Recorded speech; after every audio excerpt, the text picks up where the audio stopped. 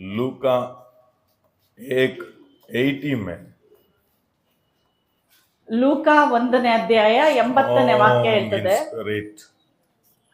ಆತ್ಮದಲ್ಲಿ ಬಲವುಳ್ಳವನಾದನು. ಆ ಬಾಲಕನು ಬೆಳೆದು ಆತ್ಮದಲ್ಲಿ ಬಲವುಳ್ಳವನಾದನು.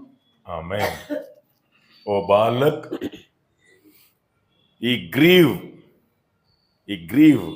ಅವನು ಬೆಳೆದನು, and became strong in spirit. ಅವನು ಆತ್ಮದಲ್ಲಿ ಬಲವುಳ್ಳವನಾದನು.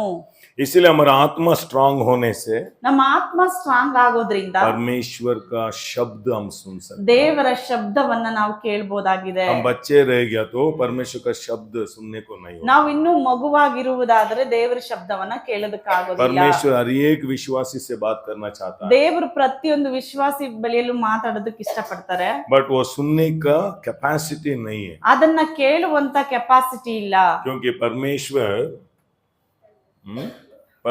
शरीर में बात नहीं करेगा, ದೇವರು ನಮ್ಮ ಶರೀರದಲ್ಲಿ ಮಾತಾಡೋದಿಲ್ಲ, हमारा मन में बात नहीं करेगा, ನಮ್ಮ ಮೈಂಡ್ ಅಲ್ಲೂ ಮಾತಾಡೋದಿಲ್ಲ, आत्मा में बात करेगा. ಅವರು ಯಾವಾಗ್ಲೂ ನಮ್ಮ ಆತ್ಮದಲ್ಲಿ इसलिए ಮಾತಾಡುವವರಾಗಿದ್ದಾರೆ. परमेश्वर आत्मा से लिंक रखना चाहता है. ಅದರಿಂದ ದೇವರು ನಮ್ಮ ಆತ್ಮದೊಂದಿಗೆ ಒಂದು ಸಂಬಂಧವನ್ನ ಇಡೋದಕ್ಕೆ ಇಷ್ಟಪಡ್ತಾರೆ. इसलिए हमारा आत्मा से हमारा मन को हम क्या करना, ट्रांसफर करना, रिन्यू योर माइंड. ಅದರಿಂದ ನಮ್ಮ ಆತ್ಮದಿಂದ ನಮ್ಮ ಮೈಂಡ್ ಅಲ್ಲಿ ನಮ್ಮ ಮೈಂಡ್ ಅನ್ನ ಕಂಟ್ರೋಲ್ ಮಾಡ್ಬೇಕಾಗ್ತದೆ. ಅದರಿಂದ ನಿಮ್ಮ ಮನವನ್ನ ರಿನೀವಲ್ ಮಾಡ್ಕೊಳ್ಳಿ ಅಂತ ಬೈಬಲ್ ಹೇಳ್ತದೆ. इसलिए परमेश्वर आंसर ऑलरेडी दे दिया इधर, ದೇವರು ಉತ್ತರವನ್ನ ಕೊಟ್ಬಿಟ್ರು, बट इधर आपको बहुत टाइम लगता है आपको वो रोशनी आने की. ಆದ್ರೆ ನಮ್ಮ ಮೈಂಡ್ ಇದೆಯಲ್ಲ ಅದನ್ನ ತೆಗೆದುಕೊಳ್ಳೋದಕ್ಕೆ, ಆ ಬೆಳಕನ್ನ ತೆಗೆದುಕೊಳ್ಳೋದಕ್ಕೆ ಸ್ವಲ್ಪ ಸಮಯವನ್ನ ಹಿಡಿತದೆ. नेक्स्ट वीक का प्रॉब्लम ऑलरेडी परमेश्वर 2 वीक्स के बिफोर आपके साथ बात कर दिया. ನೀವು ಸ್ಪಿರಿಚುವಲ್ ಇರೋದಾದ್ರೆ ಮುಂದೆ ನಡೆಯುವ 2 ವಾರ ಮುಂಚೆ ನಡೆಯುವಂತ ಘಟನೆಯನ್ನ ನಿಮ್ ಮುಂಚಿತವಾಗಿ ಆತ್ಮದಲ್ಲಿ ಗ್ರಹಿಸುವಂತೆ ಮಾಡ್ತಾರೆ. इसलिए पवित्र आत्मा आपको सडन एक लाइट देगा,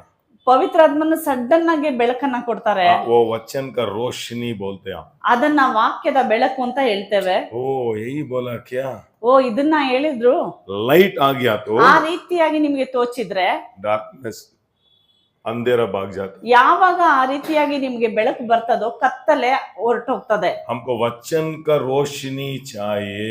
ಅದರಿಂದ ನಮಗೆ ವಾಕ್ಯದ ಬೆಳಕು ಬೇಕಾಗಿದೆ. सही बोले लॉर्ड, आपका वचन का रोशनी. ಅದರಿಂದ ದೇವರ ಬಳಿಯಲ್ಲಿ ಕೇಳೋಣ, ದೇವರೇ ನನಗೆ ವಾಕ್ಯದ ಬೆಳಕನ್ನ ಕೊಡಿ. Give me the enlightenment Give me the of enlightenment your words, O Lord, of your words, Lord, of your truth. of your truth. Amen. ये प्रार्थना हर एक विश्वासी को 100% आप करना, ಈ ಪ್ರಾರ್ಥನೆಯನ್ನ ಪ್ರತಿಯೊಂದು ವಿಶ್ವಾಸಿಗಳು ಖಂಡಿತವಾಗಿ ಮಾಡಬೇಕು. नहीं तो आप हाँ बोलते रहेगा बट आप समझने को नहीं होगा. ಇಲ್ಲ ಅಂತಂದ್ರೆ ಬರೀ ಹೂ ಅಂತ ಒಪ್ಕೊಳ್ತಾ ಇರ್ತೀರಾ, ಆದ್ರೆ ಅದನ್ನ ಗ್ರಹಿಸೋದಕ್ಕೆ ಆಗೋದಿಲ್ಲ. 5 years के बाद 5 ವರ್ಷದ ನಂತರ ओ यही मैसेज है क्या, मैं उस दिन सुना, ಓ ಈ ತರನ ಮೆಸೇಜ್ ಅವತ್ತೇ ಕೊಟ್ಟಿದ್ರಲ್ಲ, मिस कर दिया, ऐसा नहीं बोलना.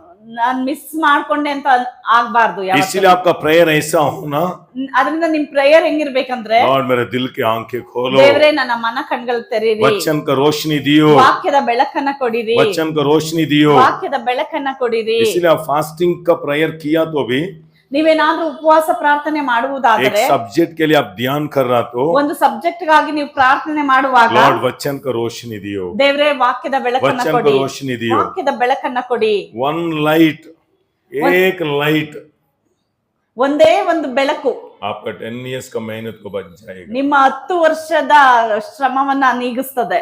आमेन.